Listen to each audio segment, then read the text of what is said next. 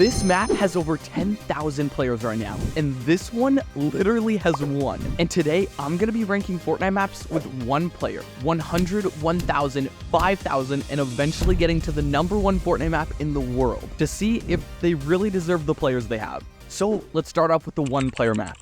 This map is pretty straightforward. You start off with farming corn and you can trade it for a coin. Now, you may be wondering, what can you do with this coin? Well, you can buy more corn with it. Now, after pickaxing and watering the corn for like half an hour straight, I finally got enough coins to hire a farmer who will farm the corn for me. This is gonna make it so much easier. And with that, I had unlocked step 2 out of 6 for the first map, which meant I could now farm lettuce.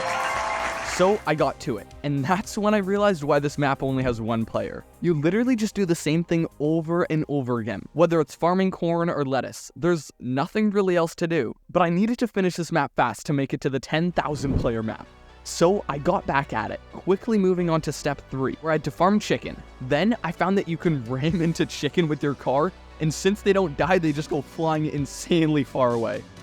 And after having some fun with that, I locked in. Farming corn, lettuce, cows, chicken.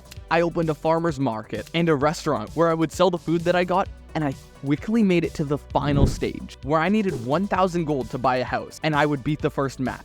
Now, keep in mind, selling one corn gets you 1 coin, so this was gonna take a while. Back and forth, back and forth. I would farm my corn, lettuce, milk, and then sell it. My coins were going up and up when I sold my last bit of lettuce and I got enough money to buy the— What? Where's the rest of the house? 2,000 more coins? So I got back to farming. For another half an hour, it was so boring and repetitive until I finally got enough. I went back and bought the final bit. No, it's not done yet. 4,000 coins. But I'm done. I'm not farming anymore. This map honestly gets a 1 out of 5 stars. This is the most boring thing. And with that over, now it's time to move on to the 100 player Fortnite map. So it should be 100 times better than the previous one. The map is pretty self-explanatory. You get 1 more jump power for every second that goes by. I guess I'll just follow the arrows? Okay, that's pretty high.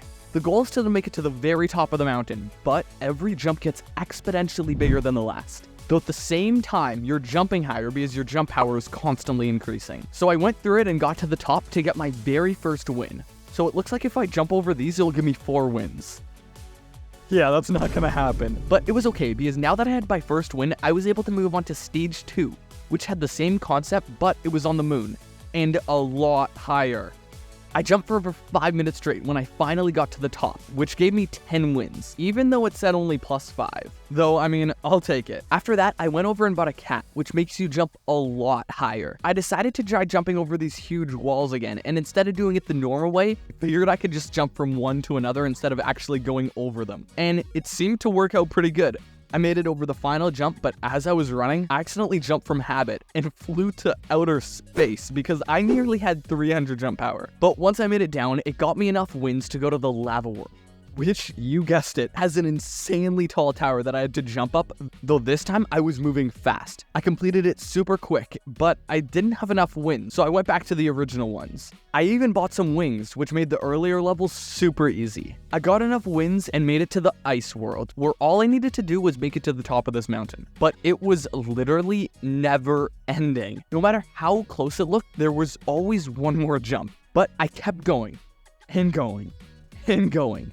And with my final jump, I was so high I could barely see the bottom. Honestly, this deserves more than 100 players. Not bad. I'll give it 4 out of 5 stars. Next up is a 250 level death run that has over 1,000 players. The world record is apparently 13 minutes and 28 seconds. Wonder if I'm gonna beat that. Spoiler, that was not gonna happen. The goal for this map is to beat the death run as fast as possible. Now with this map, it starts off super easy, but it slowly gets harder and harder and harder. But the point of this death run isn't to be difficult, it's the fact that there's 250 levels. I went through, and surprisingly by 5 minutes, I had already reached level 50, but that pace was not gonna last long. Most of the levels were like dodging spikes, climbing, doing jumps, or flying around on a bounce pad. I reached level 100, and then 125. I died a lot, and this may not look like it. If you just die a few times here and there, it adds up over 250 levels. There are some pretty unique levels, like this one, where you had to guess the flag from the country name. I went through it, and by just over half an hour, I was at level 200. And this was where I started doing great. Level 210 to 220, 230, 240, and eventually I beat the final level after 38 minutes and 28 seconds. Alright, this one has to be my favorite one yet.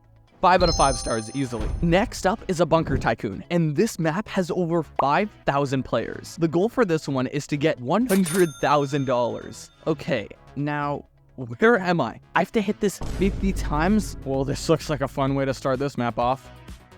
Oh, yeah, I'm done. It seems like we're in some sort of post-apocalyptic world, and this is what it looks like on the outside. But you can only go outside when you have a mask on. This ended up being one of those maps that just take forever to progress through. You slowly collect money, and then buy gears with it to buy more money. And after around 20 minutes of fighting zombies, building, and working, I had earned enough to make it to level 2.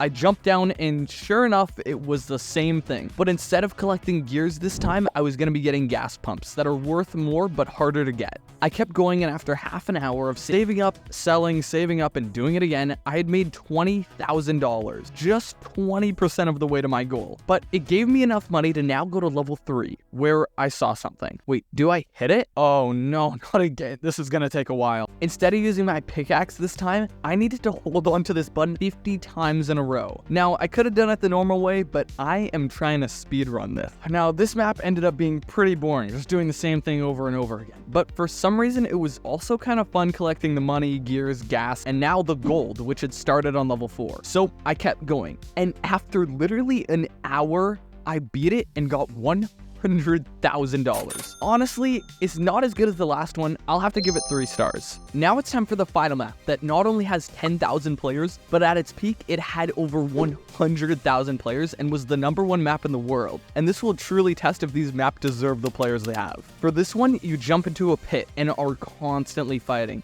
And if you die, you respawn at the very top again. So far, it definitely is a good look, but let's see how fun it really is. My goal for this one is to get 10 kills with only using pistols. I started off by getting a few kills pretty fast, but after around 4 kills, it all started going downhill. I died again, and again, and again when I finally started locking in. I definitely see why this has so many players, but honestly, it's not my favorite so far. Using only pistols was making it so much harder to get any kills, because in my opinion, they are the worst gun in the game.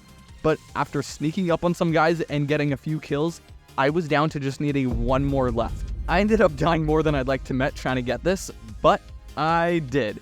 And overall, I'm gonna have to give this map a 4 out of 5 stars, meaning the best map was actually the one with only 1,000 players. Thanks for watching till the end, peace out, subscribe.